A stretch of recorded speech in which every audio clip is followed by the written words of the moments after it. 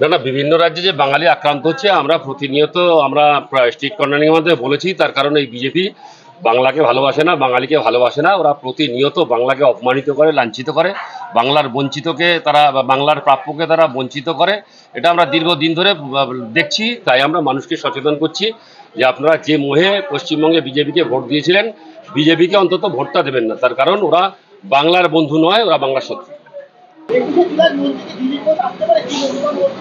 এই 21শে জুলাইয়ের মঞ্চে অনেকেই আসবেন। প্রতি বছরই মমতা বন্দ্যোপাধ্যায় অনেককেই তিনি আহ্বান করেন, অনেকেই আসেন। এখন কে আসবে কে আসবে না, 21শে জুলাইয়ের মঞ্চে যখন মিটিং আমাদের শুরু হবে তখনই আমরা বুঝতে পারবো কে কে আসছেন।